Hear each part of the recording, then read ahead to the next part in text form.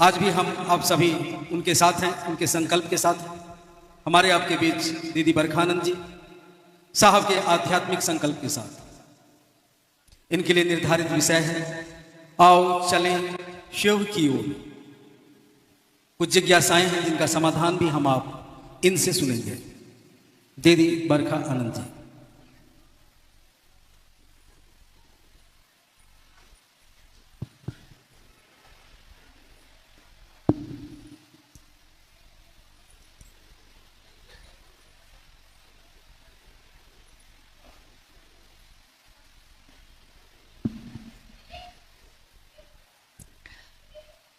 मेरे गुरु महेश्वर शिव को मेरा प्रणाम है। इस कालखंड के प्रथम शिव के शिष्य और हम सबों के परम आदरणीय वरेण्य गुरु भ्राता साहब श्री हरिंदानंद जी के चरणों में मेरा प्रणाम है। शक्ति स्वरूपा माँ नीलम आनंद जी के चरणों में मेरा प्रणाम है। और चेन्नई के इस हॉल में उपस्थित, इस संगोष्ठी में उपस्थित आप सभी गुरु भाई गुरु बहन के चरणों में मेरा प्रणाम है।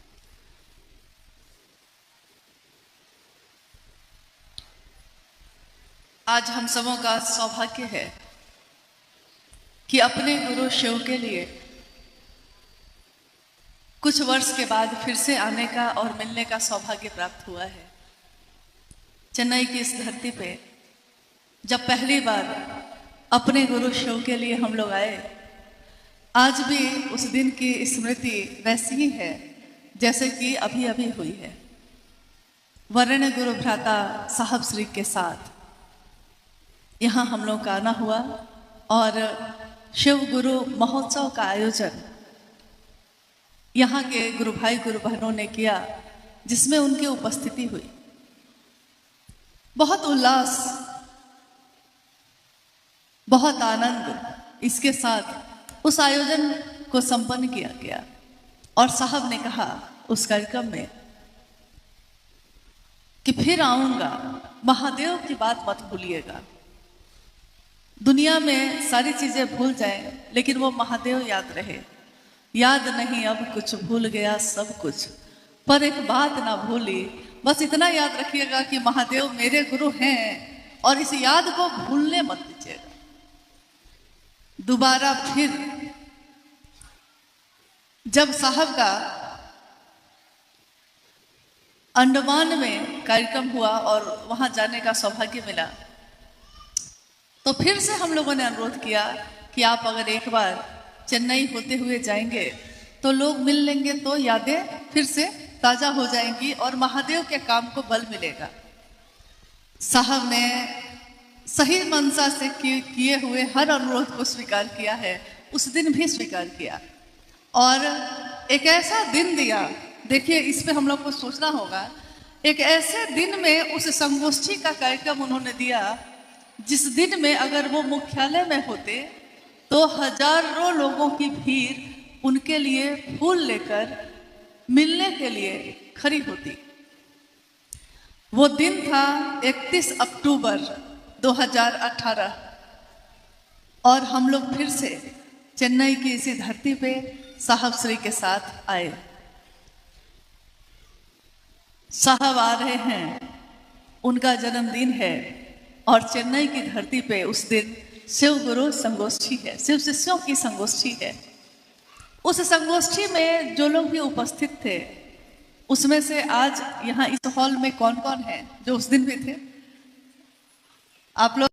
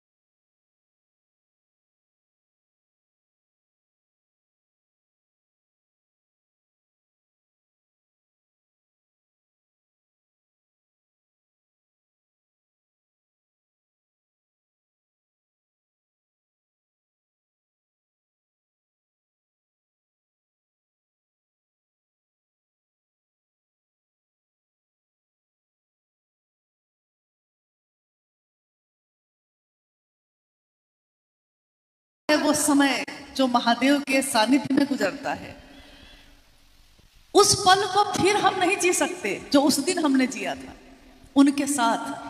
किनके साथ? जिनकी बात अभी सुबह से आप सुन रहे हैं। शिव 1000 सालों से, हजारों साल से शिव हैं, महादेव हैं। महादेव की कथा का प्रचलन है, हजारों सालों से है। महादेव के अनेक स्वरूप हैं जिसकी पूजा का प्रचलन भारतवर्ष में ही नहीं पूरी दुनिया में है। लेकिन महादेव हमारे आपके दिल में नहीं धड़क रहे थे, हमारे घर में नहीं थे। वो मंदिरों में तो थे, तस्वीरों में थे, शिवलिंग में और मूर्तियों में थे, लेकिन हमारे जीवन में नहीं थे। भगवान थे, मेरे अपने नहीं। भगवान मतलब होता ही है जो सबका हो। और साहब ने बड़ी महत्वपूर्ण बात कही। उन्होंने कहा कि जो सबका होता है वो किसी एक का नहीं होता, क्योंकि जो सबका होता है उसकी परवाह कोई नहीं करता। मेरा होगा तो हम परवाह करेंगे, लेकिन सबके हैं आप तो हम सोचेंगे कि सब तो है आपके लिए, हम क्यों, सिर्फ हम क्यों। और साहब ने कहा कि महादेव सबके हैं, इसीलिए किसी एक के नहीं हो पाए। सबसे पहली पंक्ति उन्होंने यही कही कि महादेव का जो भी ध्यान आता है उस महादेव का वही ध्यान करिएगा और कहिएगा, हे शिव आप मेरे गुरु हैं, मैं आपका शिष्य हूं, मुझ शिष्य पर दया कर दीजिए। जैसे ही मेरे नाम की घोषणा होती है, आपके नाम की घोषणा किसी ने की होगी कभी, आपने भी बहुत लोगों के नाम की घोषणा की होगी। उस समय को, उस क्षण को याद करिए जिस समय किसी ने आपसे कहा होगा कि आज से और अभी से ये गुरु भाई या ये गुरु बहन, इन्होंने महेश्वर शिव को अपना गुरु बनाया है, इनके नाम की घोषणा शिव के अंतरिक्ष साम्राज्य में दर्ज हो। और कुछ लोगों ने जय घोष किया, कुछ लोगों ने कहा जागा जागा महादेव। ये पंक्ति जैसे गूंजी होगी, आपकी अनुभूति होगी, क्योंकि हमारी भी है, बहुतों की है, कि लगा होगा उस क्षण में कि जैसे कुछ हुआ है, कोई बात प्रवेश कर रही है दिल में, दिमाग में नहीं। कोई बात ऐसी हुई है अभी अभी जो सीधे मेरे दिल में प्रवेश कर रही है और हमारा मन और शरीर रोमांचित हो गया है, कुछ क्षण के लिए ही सही, लेकिन हुआ होगा आपके साथ। यानी ये विचार जो हमारे मन में प्रवेश किया है, इस शरीर में जो मन और दिल और दिमाग रहता है उसमें उसने कुछ संचरित किया है, कुछ प्रवेश हुआ है हमारे अंदर। क्या हुआ है ये इन आंखों से दिखाई नहीं दिया, इन आंखों से वो नहीं दिखा। बहुत ऐसी चीजें हैं जो आंखों से दिखाई नहीं देती, लेकिन उसके कारण हमारा आपका जीवन चलता है। बहुत ऐसी चीजें हैं। अब आप बताइए, हमारे रिश्ते हैं जगत में, हम आप जीवन में हैं, जन्म लिए हैं तो माँ बाप होंगे। माँ बाप से रिश्ता है, कौन सा रिश्ता है? सिर्फ बोली का है या भाव का है? ज्यादातर लोगों का भाव का ही होता है, पिता का भाव, माँ का भाव, और इधर से पुत्र का भाव या पुत्री का भाव। यानी लौकिक जगत में भी जितने भी रिश्ते होते हैं, रिश्ते तभी टिकते हैं जब उसमें भाव शामिल हो। जब लौकिक रिश्ते भाव पे बनते हैं और अगर भाव नहीं हो तो टूट जाते हैं, तो पारलौकिक रिश्ता के लिए बिना भाव के ही संभव होगा? शुरुआत में तो भाव नहीं होता है, धीरे धीरे होगा। लेकिन धीरे धीरे कैसे होगा? हम करेंगे क्या? हम सिर्फ वो काम करें जो वरेण्य गुरु भ्राता साहब श्री ने कहा है, क्योंकि किसी व्यक्ति ने कहा है इसके लिए नहीं, शिव के शिष्य ने कहा है इसके लिए हमको आपको करना है। सपना जी बैठ जाइए, बैठ जाइए, क्योंकि बहुत कम समय है हम लोग के पास भी और आपके पास भी। जब से हम लोग बैठे हैं, इतने ही लोगों में कितने लोग आपस में बात कर रहे हैं। उस दिन भी कर रहे थे, जिस दिन साहब उस हॉल में बैठे थे, और उस दिन भी साहब ने एक बात कही थी, पता नहीं आपको याद है कि नहीं है, याद होगा। उन्होंने कहा था कि मैं कहूं कि चुप हो जाओ और तुम चुप हो जाओगे, सन्नाटा हो जाएगा, कहीं कोई आवाज नहीं होगी। सन्नाटा बाहर की चीज है, और शांति अंदर की चीज है, बाहर से चुप कराया जा सकता है, लेकिन जब तक आपके मन में हलचल होगी, बाहर भी आप हलचल में ही रहिएगा। लगातार आप किसी न किसी से बात करिएगा, किसी की तरफ देखिएगा, क्योंकि आपका मन भी हलचल में है। तो मन हलचल में है तो उसका असर शरीर पे भी है। हम लोग बात कर रहे थे कि आज जो हम लोग बैठे हैं यहाँ, हम लोग अपने जीवन में बहुत कुछ करते हैं। कितने संबंध हैं हमारे, पति से, माँ से, पिता से, बेटा से, सास ससुर से, भाई से, बहन से, दुश्मन से, दोस्त से, कितने रिश्ते हैं। हर रिश्ते को हम निभाते हैं। बहुत ऐसे भी रिश्ते हैं जिससे हम कोई उम्मीद नहीं रखते। हम नहीं सोचते कि वो मेरे लिए करेगा, इसलिए हम उसके लिए करें। मेरा बेटा बीमार हो गया और रात भर बुखार में है। हम माँ हैं, रात भर उसके सिरहाने बैठे हैं। आपके साथ हुआ होगा, आप बैठे होंगे। क्या सुबह जब आप पूरी रात आप जगे रह जाते हैं, आपके मन में एक बार भी ये विचार आता है कि बहुत एहसान किया मैंने उसके लिए? नहीं आता है। मेरा बेटा है, हम नहीं जगेंगे तो कौन जगेगा? मेरे पति भूखे आए हैं, आधी रात हो गई है, आंख बंद हो रही है, बुखार लगा हुआ है, लेकिन हम रोटी नहीं खिलाएंगे तो कौन खिलाएगा? मेरे पति है ना। मेरी पत्नी है, दुख में है, उसका आंसू हम नहीं पोंछेंगे तो कौन पोंछेगा? मेरी पत्नी है ना। मेरी मेरी मेरी, यानी जो शब्द में मेरा लगा है उसकी परवाह हम करते हैं, और जिसमें नहीं लगा है उसकी परवाह नहीं करते। साहब ने इतना ही कहा। उस शिव को कहना, हे शिव आप मेरे गुरु हैं। पहला सूत्र, मेरा नहीं होगा तो आगे के दोनों सूत्र भी हल्के हो जाएंगे।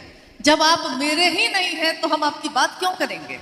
और जब आपकी बात ही हम नहीं करेंगे तो आपको मेरा मन प्रणाम क्यों करेगा? नहीं करेगा। तो शिव की कथा का प्रचलन तो बहुत दिनों से रहा है। हर दिन आपके जीवन में कभी रामायण की कथा, कभी भागवत की कथा, कभी कुछ कथा तो खूब होता है। क्या आज तक के इतिहास में किसी ने कहीं पे पढ़ा या लिखा या सुना है कि चर्चा, शिव चर्चा, ये कभी सुना था किसी ने? हजारों साल के इतिहास में, शास्त्र में, किताबों में, ग्रंथ में कहीं भी चर्चा शब्द का उपयोग नहीं हुआ है। कथा शब्द का हुआ है।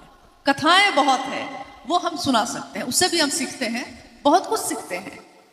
लेकिन चर्चा यानी बात, हम करें और आप सुनिए, आप करिए और हम सुने, यानी शिव की चर्चा शुरू होती है एक व्यक्ति से, लेकिन धीरे धीरे वो चर्चा परिचर्चा में बदल जाती है। यानी हम बोलते हैं, आप सुनते हैं, आप बोलते हैं, हम सुनते हैं, दोनों तरफ से अब ये हो रहा है। और इसमें क्या होता है, जिसकी बात हम सबसे ज्यादा करते हैं वही हमको नींद में भी दिखाई देता है, ध्यान में भी वही आता है और नींद में भी वही दिखाई देता है। जैसे हमारे आपके घर में हमेशा ऐसा होता है, देखिएगा कि अक्सर शाम के समय में कोई ना कोई भूत प्रेत की बात शुरू कर देगा। हमेशा ऐसा हुआ है हम लोग के यहाँ। शाम में ही करेगा, पूरे दिन नहीं करेगा। शाम में जब अंधेरा हो रहा है उसी समय ऐसा हुआ, ऐसे हम आ रहे थे तो ऐसी घटना हुई, फिर हम डर गए, एक छाया थी, मतलब ये सारी बात। और जो सुन रहे होते हैं वो लोग कहने लगते हैं, अभी मत बोलिए, रात में नींद भी नहीं आएगी। देखिए बात का कितना प्रभाव है। वो भूत दिखाई नहीं दे रहा है, उसकी बात हो रही है, शमशान, भयानक चीजों की बात हो रही है, लेकिन हम डर जाते हैं कि अभी रात में आप कह रहे हैं ये बात, सोएंगे तो नींद में भी वही दिखाई देगा। और दिखाई भी देता है। अचानक पता चलता है सोए में कोई चिल्लाने लगता है, पकड़ो पकड़ो, भागो भागो, चिल्लाने लगता है। यानी उसके मन पे दिन में जितनी बातें हुई हैं उसका इतना असर है कि रात की नींद में भी अभी तक वो उसी असर पे है। साहब ने कहा, जिसकी नींद में भी शिव अवस्थित है, जिसकी नींद में भी शिव दिखाई देते हैं, ध्यान में आते हैं, सपने में आते हैं, शिव ही आते हैं, वही ऋषि है, वही साधु है। आज तक तो लोग साधु बनने के लिए अपने घर को छोड़ के हिमालय पे जाके बैठते थे, जंगल में जाते थे, लेकिन हमारे आपके जीवन में कितनी हलचल है। सुबह से रात तक व्यापार है, पति है, पत्नी है, बच्चे हैं, खाना बनाना है, बिजनेस करना है, नौकरी करनी है, सारे काम करने हैं। लेकिन उन सारे कामों में, उन सारे बेचैनी और शोरगुल में भी महादेव याद आते हैं। और शिव की चर्चा गुरु आदेशित कर्म है। यह भी आपने सुना होगा। यह गुरु आदेशित कर्म क्या होता है? गुरु आदेशित कर्म पे कितनी कहानियां हैं, कितनी घटनाएं हैं। जैसे गुरु ने कहा कि यह करना है, अब शिष्य तो वही करेगा जो गुरु का आदेश है। लेकिन गुरु ये नहीं कहते कि कैसे करेगा, क्या क्या करेगा। साहब के जीवन की घटना आपने सुनी होगी।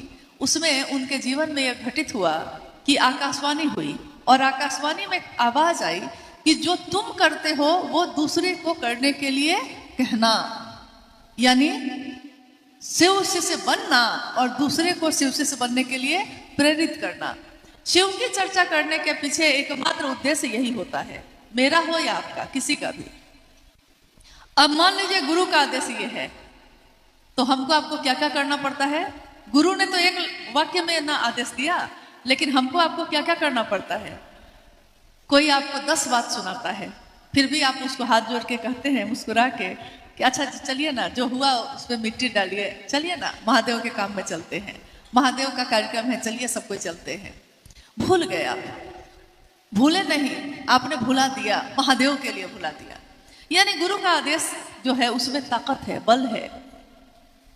जैसे एक घटना है, हमारे देश में, भारत में प्राचीन समय में गुरुकुल परंपरा चलती थी। आश्रम होते थे और राजा का बेटा भी या गरीब से गरीब आदमी का बेटा भी गुरुकुल में जाकर ही पढ़ाई करता था। तो उस समय बहुत सारे गुरु थे, ऋषि थे। उसी में एक ऋषि थे, ऋषि धौम्य। उनके बहुत सारे शिष्य थे। आश्रम था बहुत बड़ा। अब आश्रम है, बच्चे रहते हैं, तो भोजन तो करेंगे। तो उस समय तो इतनी व्यवस्था नहीं थी कि दुकान में जाइए और खरीद के ले आइए। तो आश्रम की जमीन होती थी। आश्रम की जमीन में अनाज लगे होते थे। एक रात, जैसे कल रात में चेन्नई में कैसी बारिश हो रही थी, बहुत हो रही थी और सुबह तक हो रही थी।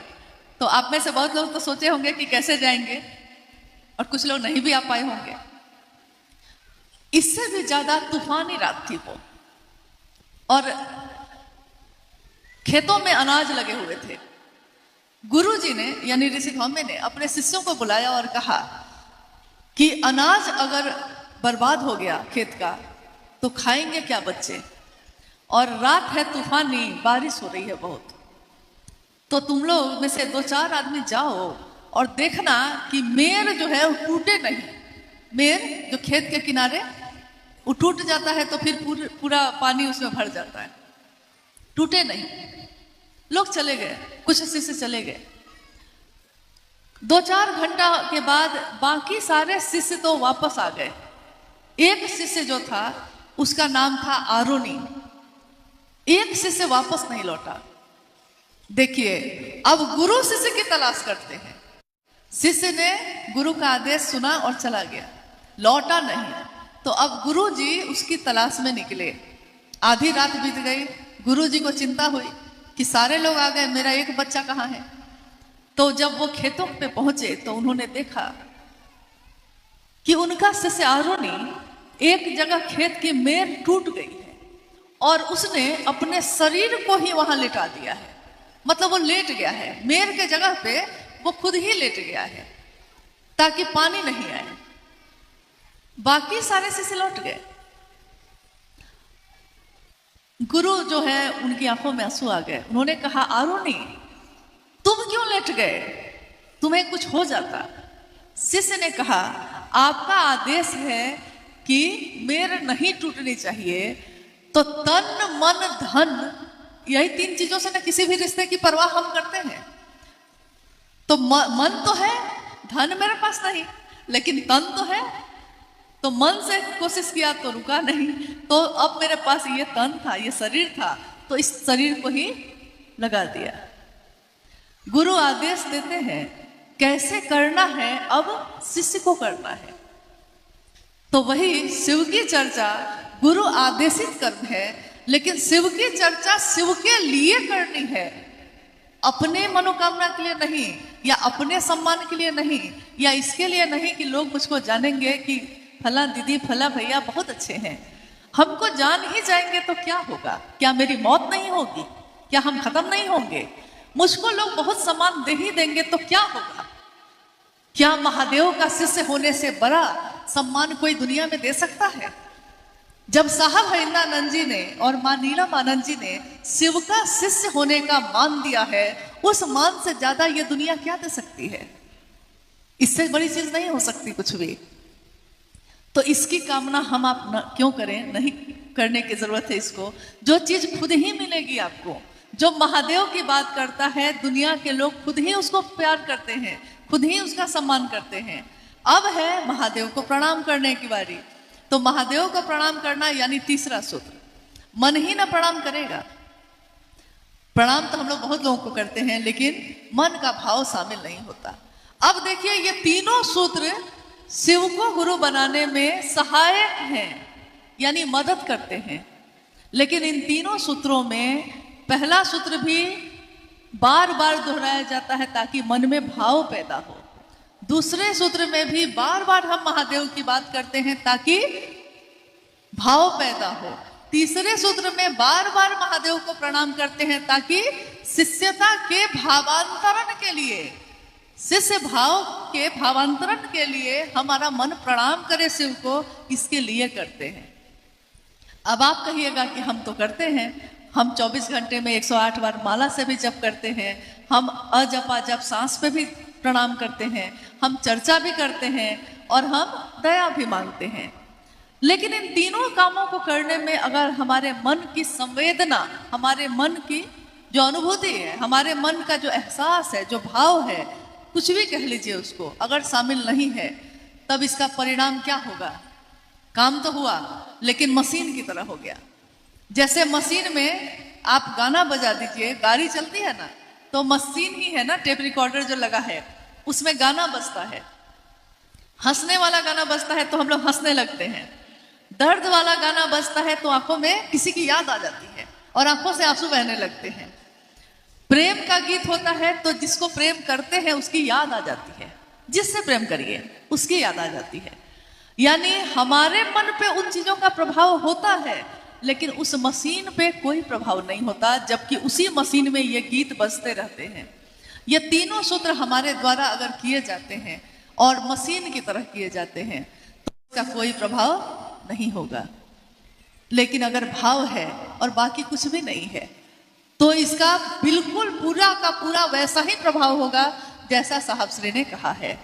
ठीक वैसे ही जैसे हम अपने बेटी का ब्याह करें, हमारे बच्चों की शादी हम करते हैं ना, बेटी की शादी करें बहुत अच्छे घर में, मतलब बड़े घर में, खूब पैसा हो, बड़ी नौकरी हो, बड़ा बिजनेस हो, घर में सारी सुख सुविधा हो, सब कुछ उसको मिल जाए, वो आभूषण से लग जाए मेरी बेटी, और पति का भाव नहीं दे, तो उस बच्ची के लिए सारी चीजों का क्या अर्थ है? बहुत बड़ा घर, बहुत बड़ी गाड़ी और गहनों से भरी हुई अलमारी, उसके लिए क्या अर्थ होगा अगर पति का भाव नहीं देता है? तो जब लौकिक जीवन में हमारे साथ ऐसा होता है कि अगर हमारा भाई का भाव न दे तो दिल तड़पता है, दुखता है। मेरे साथ रहने वाला कोई मेरा मित्र का भाव न दे, मित्र बन के अगर कोई विश्वासघात कर दे तो जीवन भर हम इस पीड़ा से उबर नहीं पाते। यानी सारे कर्म कांड हैं लेकिन भाव नहीं है। अब महादेव की पूजा में हम क्या करते हैं? जल चढ़ाते हैं, बेलपत्र चढ़ाते हैं, फूल पत्ती फल मिठाई चढ़ाते हैं, सारे आयोजन हैं उसमें। शिव की चर्चा में हम दरी बिछाते हैं, माइक गाते हैं, चर्चा करते हैं, सारे आयोजन किया है हमने, लेकिन मन में भाव नहीं। महादेव क्या ग्रहण करेंगे? ये जो दरी बिछाई मैंने वो, ये माइक लगा है वो, या हम लोग एक साथ यहाँ आके बैठे हैं और 1 घंटे बाद चले जाएंगे वो? नहीं, वो तो भाव के भूखे हैं। भाव सत्ता है और भाव सत्ता से भाव के स्तर पे ही संपर्क हो सकता है, उसके नीचे संपर्क नहीं हो सकता। कोशिश आप कर सकते हैं। एक बहुत बड़ी विधा साहब हरिनानंद जी ने दी, लेकिन क्योंकि हमारा आपका स्वभाव है कि जब तक वो सत्ता शरीर में रहती है हम उसकी कद्र नहीं करते, हम नहीं समझते कि हमको क्या मिल रहा है। आज दुनिया में कितने ऐसे लोग जो शिव का संदेश लेकर या ऐसी कोई बड़ी बात लेकर धरती पे आए, जब तक शरीर में रहे लोग उनकी बात नहीं सुन पाए, ज्यादा लोगों ने उनके बातों को नहीं माना। लेकिन जब वो शरीर से चले गए तब लोग उनके पीछे दौड़े और खोजने लगे, ढूंढने लगे। अब तो वो हवा है, सूक्ष्म है। सूक्ष्म से तो देखिए यहाँ भाव भी सूक्ष्म होते हैं। अभी भाव की बात हम लोग कर रहे थे। भाव दिखाई देता है, पानी का ग्लास दिखाई देता है, लेकिन देने वाले का भाव नहीं देता। किसी के घर में आप जाइए पहली बार, उसने आपका स्वागत किया है, आपके लिए भोजन बनाया है, सब कुछ किया है, लेकिन उसके घर से जब आप निकले हैं तो आपने दूसरे व्यक्ति से कहा है दोबारा इसके यहाँ नहीं आएंगे। क्यों? क्योंकि उसने सब कुछ दिया आपको, लेकिन भाव नहीं दिया। तो आपको ये बात महसूस हो गई। महसूस होता है कि नहीं? ये महसूस होता है ना कि सामने वाले ने भाव नहीं दिया है, तो आपका मन दुखी होता है। और सड़क पे बैठा हुआ कोई व्यक्ति, उससे आपने बात की है और उसने बहुत प्यार से आपको भाव दिया है, उसके पास कुछ नहीं है और उसके पास भोजन नहीं है जो आपको भोजन कराएगा, भाव दिया है, आप उससे बार बार मिलना चाहिएगा। जब लौकिक रिश्ते में हमारा आपका ये लक्षण है, ये आचरण है, तो शिव का शिष्य शिव की बात जब करता है तो उसमें भाव ही तो पैदा होते हैं। और महादेव के लिए भाव ही ना हो तो बाकी चीजों का कोई अर्थ नहीं है। बहुत बार लोग कहते हैं कि कम से कम कोई आयोजन हो तो उसमें 5,000, 10,000, 50,000 लोग होंगे तब ना आयोजन हुआ। लेकिन अगर एक व्यक्ति उसमें खड़ा हो जाए भाव से, इस भाव से, शिष्य भाव से, मेरे गुरु शिव का काम है, हमको करना है, बाकी लोग करेगा कि नहीं करेगा हम नहीं जानते, लेकिन मुझको पता है कि मुझको करना है, तो हम करेंगे कि नहीं करेंगे। एक ही माँ बाप के 5 संतान, 5 संतानों में 4 संतान नहीं करता माँ बाप के लिए कुछ और एक कर रहा है, तो माता पिता के लिए वो संतान ना ज्यादा अच्छा है। एक बार साहब ने कहा कि एक पिता के 2 बच्चे हैं। किसी गुरु भाई ने कहा उनसे कि अमुक गुरु भाई जो है उसको आप बहुत मानते हैं, जबकि वो अच्छा आदमी नहीं है।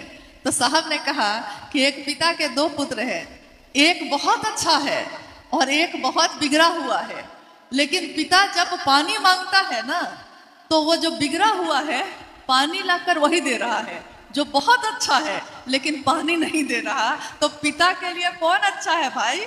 वही ना। हाँ, उसका परिमार्जन हो जाए, उसमें सुधार हो जाए, उसकी कोशिश करनी है हमको आपको। तो हमारे आपके जीवन में ये सौभाग्य है कि ये संदेश हमारे पास आया कि शिव मेरे गुरु हो सकते हैं और हम दूसरों तक ये बात पहुंचा सकते हैं। ये जो धरती है तमिलनाडु की, चेन्नई, भारत देश में 4 महानगर हैं।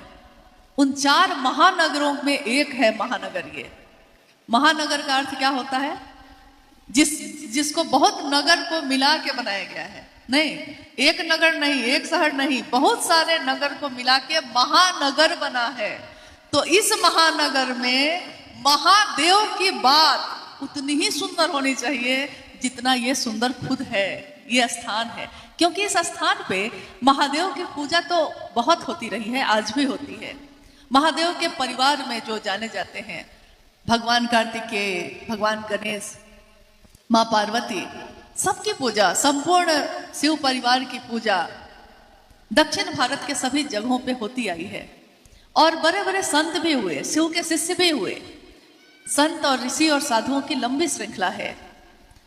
आदि शंकराचार्य का नाम आपने सुना होगा, यहीं की धरती के, और उनका संदेश जो है असंख्य संदेश है। और एक है जिसमें उन्होंने कहा है शिव के लिए,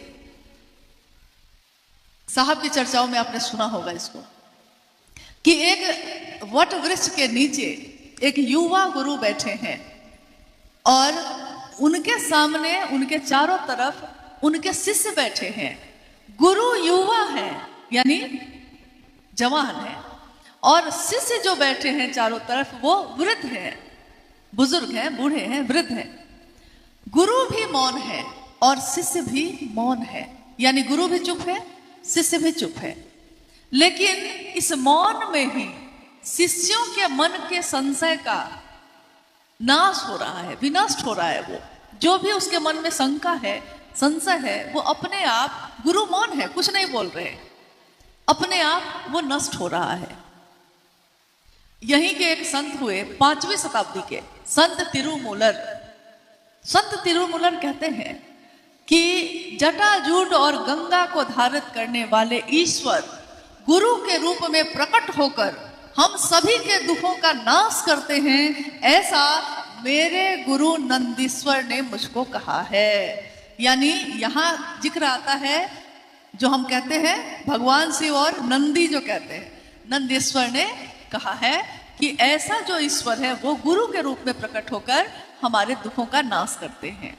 5वीं शताब्दी से लेकर 10वीं शताब्दी तक दक्षिण भारत में असंख्य संत हुए और शिव के पथ पे चलने वाले, शैव मत को मानने वाले कितने लोग आए। उन्होंने शिव की स्थापना जो थी ही पुनर्स्थापना भी की, लेकिन विशेष लोगों तक ही रह गया। पहली बार ऐसा हुआ कि एक शिव के शिष्य साहब हरिंदरानंद जी जो इस धरती पे आए, उन्होंने कहा हर व्यक्ति परमात्मा पथ का पथिक हो सकता है। कोई भी स्त्री, कोई भी पुरुष, कोई अमीर हो, कोई गरीब हो, कोई किसी भी जाति, किसी भी धर्म, किसी भी वर्ण संप्रदाय का हो, शिव को अपना गुरु बना सकता है और दूसरों को भी इस रास्ते पे चलने के लिए प्रेरित कर सकता है। पहली बार कोई ऐसा रास्ता जिस पे हर व्यक्ति चल सकता है, और हम आप चल रहे हैं। अब शिव की चर्चा क्या है, क्योंकि इसको बहुत अगर समझे बिना हम लगातार किए जा रहे हैं और कह रहे हैं कि इसका परिणाम क्यों नहीं हो रहा है, तो हमको अपनी तरफ भी देखना होगा कि क्यों नहीं हो रहा है। बाकी सारे आयोजन जो भी हम अपने जीवन में करते हैं वो आपका अपना मामला है, वो आप अपनी रुचि के अनुसार करते हैं। आपको जिसमें आस्था है, आपको जिसमें विश्वास है, उसके अनुसार करते हैं आप। लेकिन शिव की चर्चा शिव के लिए करनी है और किसके अनुसार करनी है? जिन्होंने ये संदेश दिया है। इसमें हम अपनी भावना या अपने अनुसार नहीं मिला सकते। उन्होंने साफ कहा है कि शिव को गुरु बनाकर शिव की बात करना है, 3 सूत्र करना है, इसके अलावा और कुछ उन्होंने नहीं कहा। लोगों ने पूछा साहब से कि हम तस्वीर लगाएं कि नहीं, हम प्रसाद चढ़ाएं कि नहीं। बहुत लोग तस्वीर लगाते हैं, प्रसाद भी चढ़ाते हैं। भजन करें कि नहीं, भजन ज्यादा हो कि चर्चा कम, चर्चा ज्यादा हो कि भजन कम, जैसी बहुत सारी चीजें। हम रुद्राक्ष की माला पहने कि नहीं पहने, हम कंगन 12 दाना का पहनते हैं, टूट जाता है, फिर गुथवा के पहने कि नहीं पहने, छोटी छोटी बहुत सारी बातें। साहब हरिंदरानंद जी ने कहा, मेरे गुरु शिव ने मुझसे कहा है कि जो तुम करते हो वो दूसरों को करने के लिए कहना, इसके सिवा मेरे गुरु ने कुछ नहीं कहा। तो जो मेरे गुरु ने कहा है उतना भर मैंने आपको कहा। अब इसके बाद आप क्या करेंगे, कैसे करेंगे? किसी को चाय पिला के महादेव का शिष्य बनाइएगा, कि किसी को भैया दीदी कह के बनाइएगा, कि किसी को भोजन करके बनाइएगा, ये अब आपका विषय है। शिव का शिष्य बनाना है आपको, कैसे बनाइएगा ये अब आप जानिए। इसीलिए शिव की चर्चाओं में कोई नियम और कानून नहीं है, क्योंकि जगत गुरु शिव इसके गुरु हैं, तो नियम तो उन्हीं के चलेंगे। और जगत गुरु शिव किसी पे कोई नियम नहीं बना सकते, क्योंकि जगत के हर व्यक्ति के लिए वो उपलब्ध हैं। वो नहीं कह सकते कि हम तुम्हारे गुरु हैं और तुम्हारे नहीं होंगे। तो आइए हम लोग इस पे बात करते हैं कि अगर कोई जिज्ञासा आपकी तरफ से आई है, लेकिन अभी जो लगातार हम लोगों ने बात की 3 सूत्रों पे या शिव की चर्चा पे, वो इसलिए की कि बिना समझे हम लगातार किए जा रहे हैं। ये कथा का आयोजन नहीं है। शिव की चर्चा बिल्कुल अलग है बाकी सभी चीजों से। इसमें गुरु शिव है, बाकी यहाँ कोई विद्वान या गुरु नहीं है। हम भी शिव के शिष्य हैं और आप भी शिव के शिष्य हैं। कोई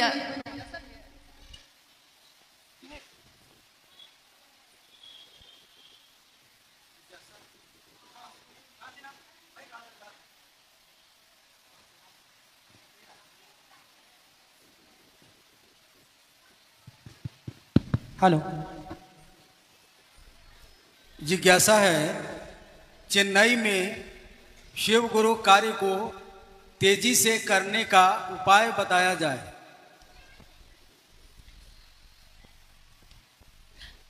उपाय बताएंगे तो बुरा तो नहीं मानिएगा क्योंकि अपने दिल से जानिए दूसरे का हाल। उपाय जो मुझको आज तक अपने जीवन में लगा है, जो साहब और दीदी से समझा है, सीखा है, उन्होंने कहा है कि सामने वाले को शिव से जोड़ो और तुम हटो वहां से, खुद से मत जोड़ने लगना। खुद से जोड़ना मतलब कि महादेव का काम वहीं पे रुक गया, क्योंकि अब तो हम आपको अपने से जोड़ रहे हैं। मेरे साथ तो आप चलिएगा, हम भी आपके साथ चलेंगे, क्योंकि शिव की चर्चा तो सबका साथ चलने की विधा है, लेकिन रास्ता रोक के खड़े मत होइए किसी का भी, क्योंकि साहब हरिनंदन जी ने ऐसा नहीं किया। अगर उन्होंने रास्ता रोक दिया होता तो क्या संसार का कोई भी व्यक्ति, दूसरा कोई शिव का शिष्य हो सकता था इस कालखंड में? क्योंकि उनसे ज्यादा तो न भाव है हमारे अंदर, न ज्ञान है, न समर्पण है, और न एक निष्ठता है। एक निष्ठता मतलब महादेव का काम बढ़ेगा कैसे, इस पे हम लोग बात कर रहे हैं। एक निष्ठता और समर्पण किसी भी रिश्ते के लिए जरूरी है। कोई रिश्ता गहरा तब होता है जब हम लगातार उसके प्रति समर्पित होते हैं। समर्पण नहीं है, एक निष्ठा नहीं है, इसके लिए महादेव से दया मांगे हम लोग। किसी के रास्ते में खड़े ना हो, उसको जोड़ें और उसको आगे करें। आप तो है ही, आपकी जगह तो है ही बनी हुई, लेकिन दूसरा जो आया है, नया आया है, उसकी हालत वैसी है जैसे किसी नए नए पौधे की होती है। जैसे कहीं बिया लगा दिया आपने, और उस बिये को अगर सींचिएगा नहीं तो पौधा निकलेगा उसमें से, और अगर पौधा निकल भी गया लेकिन सड़क पे छोड़ दीजिए उसको, तो कोई भी जानवर आकर उसको चढ़ के चला जाता है। कुछ दिन तक उसकी रक्षा करते हैं कि नहीं? कुछ दिन तक करते हैं। उसको घेरा बना के बांस से रखते हैं ताकि वो बचा रहे। तो कुछ दिन तक तो हमको, जिसको हमने जोड़ा है, कुछ दिन तक तो उसका साथ दीजिए ताकि उसमें मजबूती आ जाए, और जब मजबूती आ जाए तो फिर उसको छोड़िए, कहिए कि आप भी महादेव का काम करिए। लेकिन अगर हम यही कहते रह जाएंगे कि हम कहेंगे तब चर्चा होगी, हम आएंगे तब हरा बोला शुरू होगा, हमसे बिना पूछे चर्चा कैसे रख दिया, ये तो साहब और दीदी ने नहीं किया, तो ये है आध्यात्मिक अपराध, और इसकी क्षमा महादेव के पास भी नहीं है। गुरु उस बात को क्षमा नहीं कर सकते जिसके कारण कोई व्यक्ति मेरी बोली से या मेरे कृत्य से उनके तरफ चलने से रुक गया है। क्षमा जिसे कर सके न तुम भी, हो जाए कोई ऐसी भूल हमसे आपसे ना हो जाए जिसकी क्षमा महादेव भी ना कर सके। बस इतना ही भर करना है, इतने से ही काम बहुत बढ़ जाएगा। और मुझको लगता है कि जितने लोग हम लोग अभी बैठे हैं, उतने लोग बहुत हैं महादेव की बात को बढ़ाने के लिए। अब जैसे रहना है इस देश, तो दूसरे देश में आप अपने गांव से आए हैं और आप यहाँ हैं। अब यहाँ की भाषा अलग, यहाँ की संस्कृति अलग, और यहाँ के होकर ही ना आप महादेव की बात उन तक पहुंचाइएगा। होता क्या है कि जैसे एक कहावत साहब हमेशा कहते रहे, कहावत ही है, राजस्थान में खूब इस कहावत को कहा जाता है कि जाट कहे सुन जाटनी। जाट और जाटनी को कह रहा है कि जाट कहे सुन जाटनी, गर रहना है इस देश, ऊंट बिलाई ले गयो तो हाजी हाजी कहना। मतलब राजस्थान की कहावत है ये कि जाट जाटनी को, यानी अपनी पत्नी को कहता है कि अगर तुमको इस देश में रहना है, तो लोग अगर कह रहे हैं कि बिलाई, बिल्ली ऊंट को लेकर चली गई, बिल्ली ऊंट को लेकर जा सकती है, लेकिन अगर वहां के लोग कह रहे हैं तो तुम कहो कि हाँ हाँ हाँ आप सही कह रहे हैं, क्योंकि तुमको रहना है इस देश, तो आपको रहना है यहाँ, और यहाँ रह के महादेव की बात करनी है। तो पहले जो यहाँ हैं उनके अपने बनिएगा, थोड़ा नजदीक होइएगा उनके, तब ना वो आपकी बात सुनेंगे। और कोशिश ये करनी है कि जो मूल है, यहाँ रहने वाले लोग हैं, उनके जीवन में शिव शिष्यता का प्रवेश करवाइए, तो महादेव का काम हुआ ना। तो इसके लिए थोड़ा सा मतलब हाजी हाजी कहना भी सीखना चाहिए। अपने गुरु के लिए झुक सकते हैं तो झुकना चाहिए। एक जिज्ञासा और है, शिव गुरु चर्चा में अधिक भजन नाच गान करना कहाँ तक उचित है? कुछ लोग मना करने पर भी नहीं मानते हैं, कृपया समझाया जाए। यहाँ भी हो रहा है। अच्छा, यहाँ भी है। देखिए, पहले हम लोग शिव चर्चा पहले हटाते हैं, उसके बाद आगे की जो पंक्ति है उस पर बात करते हैं। शिव जिज्ञासा ये है कि शिव चर्चा में ये उचित है कि नहीं, तो पहले हम लोग इस पे बात करते हैं कि ये उचित है कि नहीं। तो नाच गाना करना उचित है, अनुचित नहीं है, लेकिन उसके लिए भी स्थान काल पात्र होता है। कहाँ? जैसे अगर आप सड़क पे जाइएगा तो आप नाचने लगिएगा वहां? नहीं ना। सड़क पे जा रहे हैं, बस में बैठे हैं तो गाने लगिएगा वहां? गाते हैं? नहीं, नहीं। हाँ, अब डॉक्टर के यहाँ गए हैं दिखाने तो वहां डिनर का टेबल लगा के खाना खाने लगते हैं? नहीं। यानी कि वो चीज गलत नहीं है। नाचना तो हमारा स्वभाव है ना आदमी का, गाना गाना और गाना सुनना तो हमारा स्वभाव है, लेकिन अच्छा लगता है, लेकिन उसके लिए स्थान बना हुआ है। बेटा बेटी का शादी है, नाचिए। घर में जन्मदिन है, आप नाचिए। आपकी जगह है, आपका फंक्शन चल रहा है, उसमें क्यों नहीं नाचिएगा?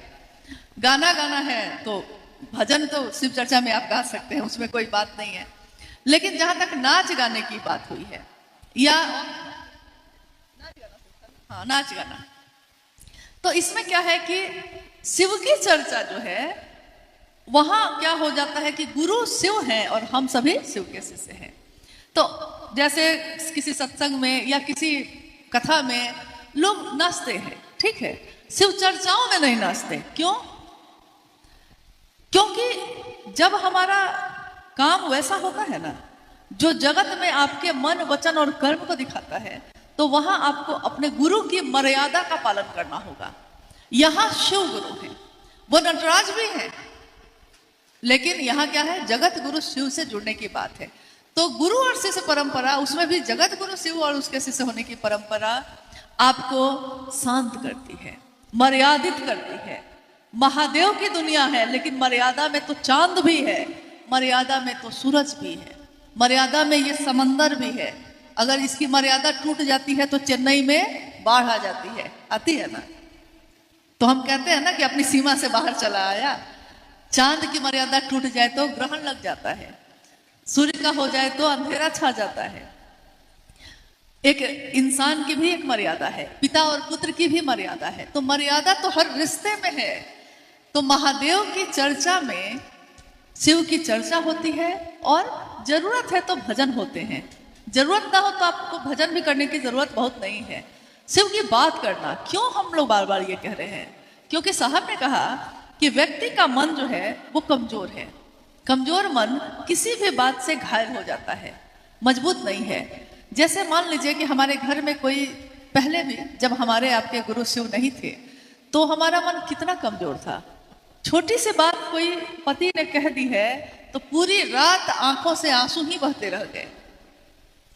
पड़ोसी ने कुछ कह दिया है तो झगड़ा करने के लिए उसके घर तक चले गए। भाई कुछ कह दिया है तो मायके नहीं जाएंगे, 2 साल मायका नहीं गए एक बात पे। मतलब मन कितना हम लोग का कैसा था। महादेव की बात करते करते बात करते हैं हम लोग, और तो कुछ भी नहीं। साहब ने कभी जाति पे बात की, कभी किसी संकीर्णता पे बात की, कभी किसी चर्चा में आपने साहब के मुख से ये सुना है उन्होंने धर्म पे बात की हो, उन्होंने खान पान पे बात किया हो, पहनावे पे बात किया हो? कभी नहीं। उन्होंने महादेव की बात के सिवा कोई बात नहीं कही। लेकिन सिर्फ महादेव की ही बात करते करते एक दिन ऐसा हुआ कि हमारे मन से जाति भूल गए, धर्म भूल गए, संप्रदाय भूल गए, लिंग वर्ण भूल गए, अमीर गरीब भूल गए। एक साथ बैठने लगे, एक साथ खाने लगे, एक साथ चलने लगे, एक दूसरे की कद्र करने लगे। और यहाँ तक कि बड़ी से बड़ी बात होती है घर में और मन पे उसका कोई असर नहीं होता। जैसे ही लगता है कि आप रोएंगे, कि उसी समय कहीं ना कहीं से कोई ना कोई आके कह देता है कि चलिए महादेव की चर्चा में। या कोई ऐसा व्यक्ति मिल जाता है जिसको देखते लगता है कि अरे महादेव की बात कर लेते हैं। जैसे ही महादेव की बात शुरू करते हैं, हम भूल जाते हैं कि अभी अभी घर में क्या हुआ था। और जब लौट के आते हैं तो सोचते हैं कि कितना मामूली बात तो थी, कौन सी बड़ी बात थी जिसके लिए झगड़ा करें, कौन सी बड़ी बात थी जिसके लिए रोए। ये आंखों के आंसू अब इतने कीमती हैं कि हर बात पे हम लोग नहीं बहाते, नहीं। यानी मन मजबूत हुआ, महादेव की बात करने से मन मजबूत हुआ। ये एक ऐसी विधा है, एक ऐसा तरीका है जो हमारे मन को मजबूत करता है। साहब श्री की लिखी हुई एक किताब है, आओ चलें शिव की ओर। आप में से किसी ने पढ़ा है उसको? इधर अच्छा, आप पढ़े हैं। आओ चले शिव की ओर में एक आलेख है, मतलब आपने अगर नहीं पढ़ा हो तो कोशिश करिएगा कि कभी मिल जाए तो जरूर पढ़िए। साहब की बात है, इससे आपको मार्गदर्शन मिलेगा सही रास्ता देखने में और चीजों को समझने में भी। उन्होंने एक पंक्ति लिखी है, शिव का गुरुपद, एक आलेख है। उस आलेख की पहली पंक्ति है, मनुष्य की शारीरिक शक्ति से ज्यादा बलशाली होती है उसकी मानसिक शक्ति, और मानसिक शक्ति से भी बलशाली होती है उसकी आध्यात्मिक शक्ति। इसी पे उन्होंने एक उदाहरण दिया था। जिस दिन उन्होंने लिखा था इसको तो उन्होंने कहा कि एक गांव में कैसे शरीर से ज्यादा शक्तिशाली मन कैसे होता है और मन से भी ज्यादा शक्तिशाली आध्यात्मिक ताकत कैसे होती है, इसका उदाहरण उन्होंने दिया। उन्होंने कहा कि एक गांव में एक व्यक्ति सालों से उसको लकवा मार गया था, लकवा ग्रस्त था। तो लकवा पूरे शरीर में मारा हुआ था, बिस्तर पे था सालों से। खाना भी कोई उसको बिस्तर पे ही जाके खिलाता था, भोजन पानी शौच सब कुछ बिस्तर पे, उठ ही नहीं सकता था। एक दिन गांव में आग लग गई, और ज्यादातर गांव में घर एक दूसरे से सटे हुए होते हैं। एक घर में आग लगेगी तो दूसरे में भी, फिर तीसरे चौथे, एक साथ पूरी बस्ती जल जाती है। तो गांव में आग लग गई, सब कोई, आग लगी ना तो सब कोई घर से बाहर भागने लगा प्राण बचाने के लिए। और जब प्राण बचाने की बात आती है तो लोग भूल जाते हैं कि दूसरे का भी प्राण बचाना है, सबसे पहले अपना बचाना है। तो सारे लोग भूल गए, घर के लोग, कि हमारे घर में कोई बिस्तर पे भी है। डर के मारे सारे लोग बाहर भागने लगे। बाहर जो भाग रहे हैं तो देखते क्या है कि वो व्यक्ति जो सालों से बिस्तर पे पड़ा हुआ था वो उनसे भी आगे आगे भाग रहा था। तो लोग आश्चर्य में रह गए कि ये कैसे हुआ। तो हुआ क्या था, हुआ कुछ और नहीं था। उसने पहले इंतजार किया कि कोई मुझको बचाएगा, लेकिन देखा कि सब बाहर भाग रहे हैं, कोई मेरी तरफ देखता ही नहीं है। तो उसके शरीर की जो जितनी ताकत थी ना, उसके मन में एकत्रित होने लगी। मन को उसने मजबूत करना शुरू किया। उसको लगा कि कोई मुझको नहीं बचाएगा, अब मुझको खुद ही बचना होगा। मन में ताकत बढ़ी, लेकिन मन की भी ताकत काम नहीं की। तो उसने उसको याद किया जो उसका इष्ट था, जो आराध्य था। तो उसने महादेव को याद किया और कहा कि आप ही अब बचाइएगा।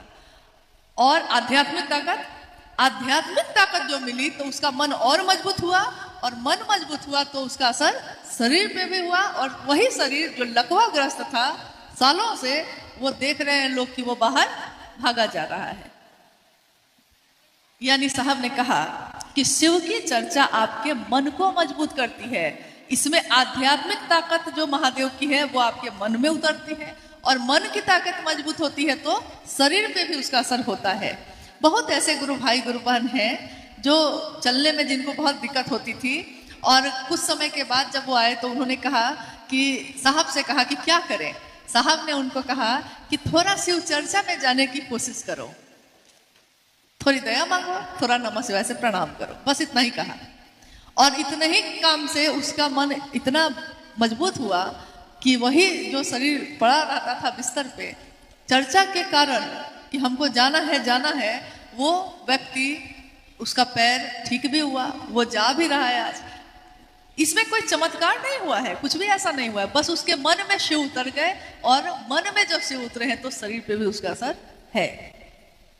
जैसे हमारे जीवन में होता है, आप लोगों को देर हो रही है, लेकिन जैसे हमारे जीवन में होता है, आपको बुखार लगा हुआ है, सुबह से आप बिस्तर पे हैं, घर के लोग कह रहे हैं कि खाना कैसे बनेगा, आप कह रहे हैं कि हमसे तो नहीं बनेगा क्योंकि हम बहुत बीमार हैं। और उसी समय कोई ऐसा व्यक्ति आपके घर में आ गया है जिसको आप बहुत पसंद करते हैं, जो आपको बहुत अच्छा लगता है। अब वो आया है आपको देखने कि सुने हैं कि बीमार हैं आप। अरे नहीं भैया, बीमार तो हैं, लेकिन बैठिए ना, आपके लिए चाय बनाते हैं अभी। तो वो कहेगा नहीं नहीं दीदी, आप बीमार हैं, आप कैसे चाय बनाइएगा, आप लेटे रहिए, हम तो आपको देखने आए हैं। भैया बुखार तो लगा हुआ है, लेकिन आप आए हैं तो पानी भी नहीं पिलाएंगे? आप भी हैं जो अभी अभी बिस्तर पे थे और घर के लोगों के लिए आप कुछ भी करने के लिए तैयार नहीं थे, और अभी आपके भैया जी आ गए जो आपको बहुत पसंद है, तो आप उनके लिए चाय बनाने लगे। कैसे?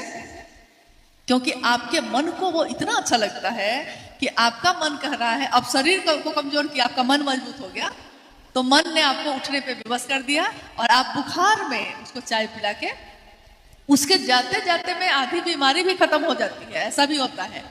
इसीलिए जब लोग आपके घर में कम आने लगे मिलने के लिए, तो कभी कभी हॉस्पिटल जाना अच्छा होता है। हॉस्पिटल में लोग मिलने आ जाते हैं तो हम लोग को लगता है कि कोई है अपना। हाँ। चलिए, चेन्नई में आने का सौभाग्य प्राप्त हुआ और अब हम लोग की यात्रा अंडमान के लिए है। कल सुबह हम लोग वहां निकल जाएंगे।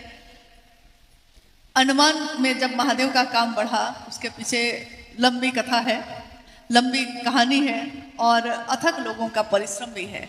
हर जगह है, चेन्नई में भी है, वहाँ भी है। लेकिन मुझको याद आता है कि चेन्नई के ही एक गुरु भाई जो भाई कृष्णा जी के साथ रहते थे, बातचीत में मैंने उनसे पूछा कि आप कहाँ के रहने वाले हैं, तो उन्होंने कहा कि मैं अंडमान का रहने वाला हूँ।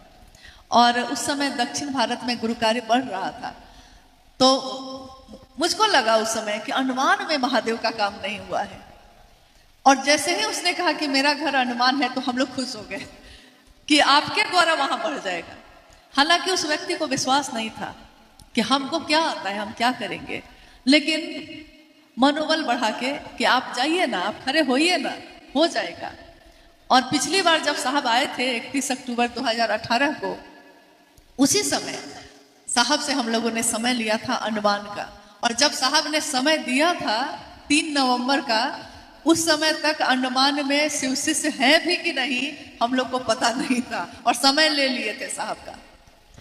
चेन्नई का वही गुरु भाई कृष्णा जी बैठे हैं, अभिभूषण, वो बच्चा बेचारा गया पंपलेट लेकर। उसने कहा था उस दिन कि हम क्या बोलेंगे लोगों से, क्योंकि हमको चर्चा करने नहीं आती है। तो हम लोगों ने कहा था उसको कि कुछ नहीं करिएगा, सड़क पे जो लोग आते होंगे ना, पंपलेट देकर हाथ जोड़कर कहिएगा कि मेरे गुरु शिव का कार्यक्रम है, आप लोग जरूर आइए, उसमें साहब हरिंद्रानंद जी आ रहे हैं। और उस व्यक्ति ने, उस गुरु भाई ने यही कहा। और चेन्नई पहुंचते पहुंचते उसका फोन आया कि दीदी यहाँ तो कमाल हो गया। क्या हुआ? तो जब मैं पंपलेट बांट रहा था, उसी समय मुझको नेपाल के कुछ लोग मिले। देखिए, आज भी नेपाल के हैं जनकपुर के ही है। हाँ, नेपाल के लोग मिले। एक लड़की मिली जिसने कहा, उसको विश्वास ही नहीं हुआ, उसने कहा कि साहब जो शिव की चर्चा शुरू की है वो साहब, उनकी बात कर रहे हैं आप? तो उसको विश्वास ही नहीं हुआ कि अंडमान में साहब हरिंद्रानंद जी आ रहे हैं। वो जाकर नेपाली बस्ती में उसने सबको बताया, और जब वहां के लोग आकर इन लोगों से मिले तो पता चला कि वो जनकपुर की रहने वाली एक गुरु बहन वहां 18 सालों से शिव की चर्चा कर रही थी, वहां साप्ताहिक चर्चा और प्रतिदिन की चर्चा। और आश्चर्य की बात यह थी कि 18 सालों में हर साल वो अपने गांव जनकपुर गई, और उसने कहा कि मैं हर साल जाती थी एक बार अपने घर, और वहां जाकर लोगों से कहती थी कि मुझको एक बार साहब से मिलवा दो। कोई लेकर नहीं गया मुझको। और आज देखिए, 18 सालों से इंतजार जो करते रहे, आज साहब खुद ही अंडमान आ रहे हैं। और जब हम लोग वहां पहुंचे, वो लोग मिलने आए, उनकी आंखों से आंसू बह रहे थे लगातार, और यही कह रही थी वो कि जिनसे मिलने के लिए मैं सोचती ही रह गई और नहीं मिलाने ले गया कोई, आज वो खुद ही आ गए। कहते हैं साहब, भावेन लभते देवता, भावेन देव दर्शनम। भाव अगर दर्शन का हो तो कौन आपको दर्शन नहीं देता है? भाव तो जगे जरा, महादेव का ध्यान तो हो जाए जरा। महादेव के लिए भी अगर ये भाव हो जाए तो महादेव का भी दर्शन होता है। सहज प्रेम से ही परमात्मा भी लभ्य होते हैं। तो उसी धरती पे फिर से जाने का सौभाग्य कल हम लोग का हो रहा है। आप लोगों से भी अनुरोध है कि चेन्नई और उसके आसपास उठिए, जागिए, और तब तक मत सोइए कि जब तक महादेव का कुछ काम न बढ़ जाए। सपना देखना अच्छी बात है, लेकिन सपना वो देखिए जो आपको सोने नहीं दे, जो आपको जगा दे। जागा जागा महादेव सिर्फ बोली में नहीं हो। महादेव का काम तब होगा जब महादेव का झंडा हर जगह पे लहराता दिखे। शिव के शिष्यों को इतने ही से खुशी होती है। मेरे महादेव का नाम लिया किसी ने, हमारा लगता है कि उसी में सारा जीवन खिल गया, सारी बगिया में फूल खिले हैं, नहीं। लेकिन एक तू ना मिला सारी दुनिया मिली भी तो क्या है। मेरा दिल ना खिला सारी बगिया खिली है तो क्या है। मेरा दिल खिल जाए और महादेव मुझको मिल जाए, साहब दीदी मिल जाए, इससे ज्यादा और क्या चाहिए। तो बस इसके लिए महादेव का काम करिएगा। जीवन रहा और मौका मिला तो फिर हम लोग भेंट करते रहेंगे, आते जाते रहेंगे, कभी आप आइए कभी हम आए। लेकिन सबसे जरूरी यह है कि महादेव का काम बढ़ सके, इसकी कोशिश करिएगा। जितनी मदद हम लोग के पास सामर्थ्य तो बहुत कम है, लेकिन महादेव की दया से जो भी पाया है, जितनी मदद हो सकेगी जरूर करेंगे। लेकिन आपको मदद की जरूरत है नहीं, आप खुद ही बहुत समर्थ में हैं, बहुत समर्थवान हैं, आप कर सकते हैं। बस इतनी कोशिश है और इतना ही अनुरोध है कि करिएगा जरूर, अपने साहब के लिए, अपनी दीदी के लिए, अपने महादेव के लिए, और किसी के लिए नहीं। आप सभी के चरणों में प्रणाम है, आप सबको।